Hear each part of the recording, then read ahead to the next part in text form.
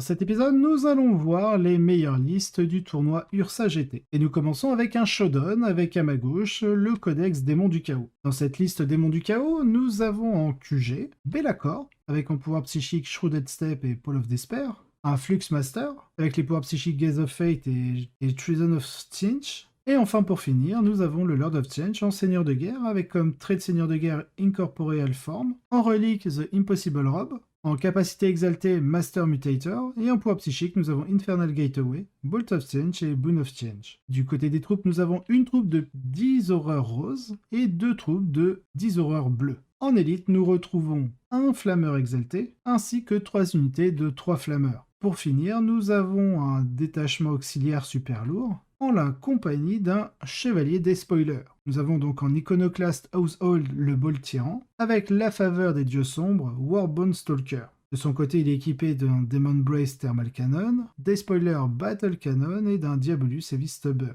d'un Demon Brace Meltagun et d'un Ruin Spear Rocket Pod. Dans l'autre coin de la table, nous avons comme adversaire sur ce showdown au Chaos Demon, le Chaos Space Marine. En l'occurrence, nous avons une armée de la Black Legion. Dans ce bataillon, nous retrouvons en premier QG un Dark Apostle en Chaos and Divine avec l'Illusory Supplication, ses deux Dark Disciples, un Master of Possession en Chaos and Divine aussi, en pouvoir psychique Mutated Invigoration et Pact of Flesh, ainsi qu'un sorcier en armure Terminator. Il a le trait de Seigneur de Guerre vétéran Raider, en pouvoir psychique le Death Ex et le Wartime, il a la marque de Slanesh et en relique, il a le Veil Breaker Plate. En troupe, nous retrouvons 2 unités de 10 cultistes, ainsi qu'une petite unité de 5 légionnaires en marque de Nurgle, le Bellfire Storm, avec le pouvoir psychique Diabolic Strange. En élite, et cela change de notre habitude, nous retrouvons 10 Plague Marines, avec sur le plaque champion le Plasma Gun et le Gantelet énergétique, 2 Plague Marines en Blight Launcher, 2 autres en Cleaver et 2 autres en Fléau. Nous avons un Plague Lance Power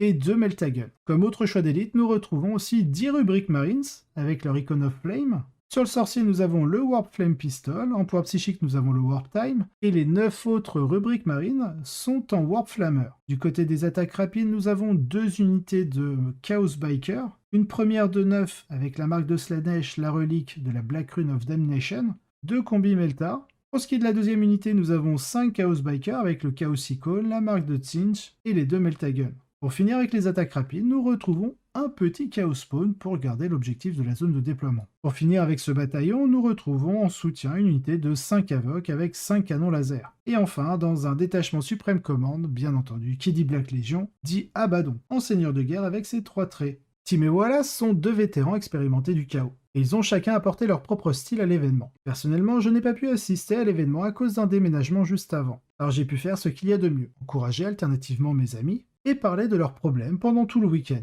Du côté des démons de Tzeentch, nous vous présentons quelques-uns des plus grands succès du nouveau codex des démons sous la forme de Be'lakor, des flammeurs et d'un Lord of Tzeentch. Pour soutenir toute cette magie et ce feu de guerre, on trouve un chevalier des spoilers avec 2 armes à distance. La liste a une mobilité et des dégâts solides, mais elle peut être très vulnérable en mêlée. L'avantage d'inclure un chevalier des spoilers dans une liste de démons est qu'il vous permet de conserver l'accès à vos objectifs secondaires de vos démons. Voilà, c'est un joueur méfiant et bénéficie grandement de la possibilité de récolter des points sur Reality Rebels, même s'il reste de son côté du terrain. Du côté de la Black Legion, Tim a apporté non pas une, mais 2 briques différentes de Cult Marines.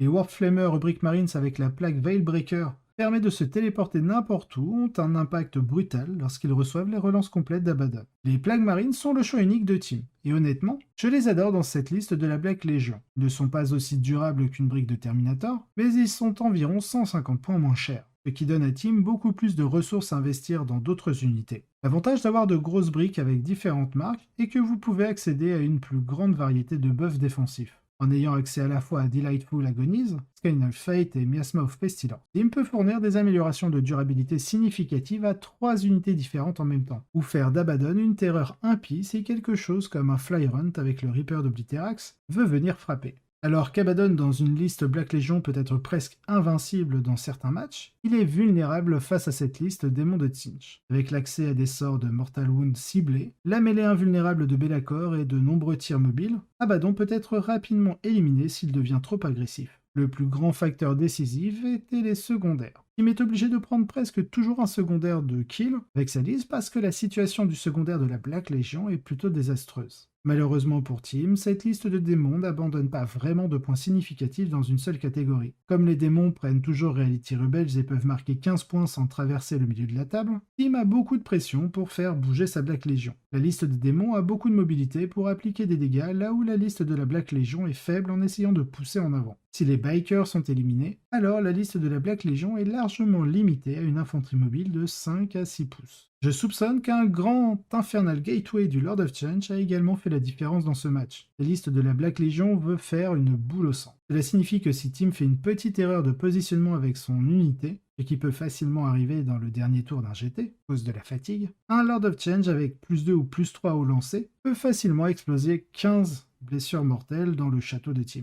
C'est une victoire du Chaos Demon 91 à 83. On peut voir quand même qu'il y a eu un très beau match, car il n'y a qu'une différence de 8 points. Ramené au score WTC, ça donnerait un 11-9. À la deuxième place, nous retrouvons une liste Necron. Dans cette liste Necron, nous avons un détachement patrouille en éternel expansionniste, avec en slot 2 Canoptech Plasmacite. En QG, nous avons une catacombe barge avec en relique le Voltaic Staff, l'Orbe de Résurrection et le trait de seigneur de guerre Enduring Wheel, subir des dégâts de -1. Une petite troupe de 5 immortels en Tesla Carabine. En élite, 2 unités de 6 Scorpec Destroyer.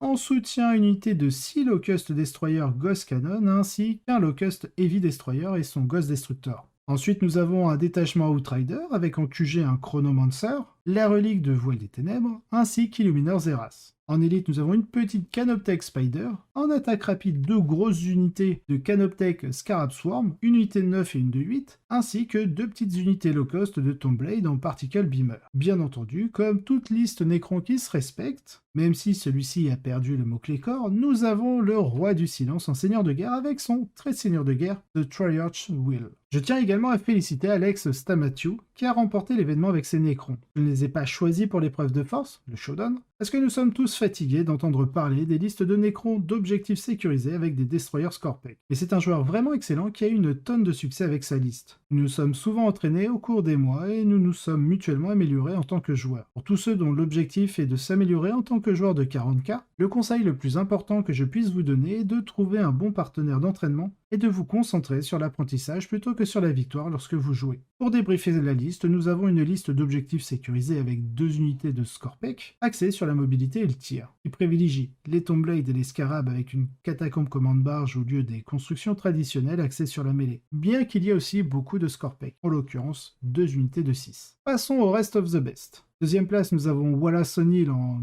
Démon de Tzinch, voire le Shodown. Troisième place, nous avons Taylor Pearson en Custodes, en Empereur Chosen. Et quatrième place, nous avons Alex Nanez en Tau, par Site Enclave.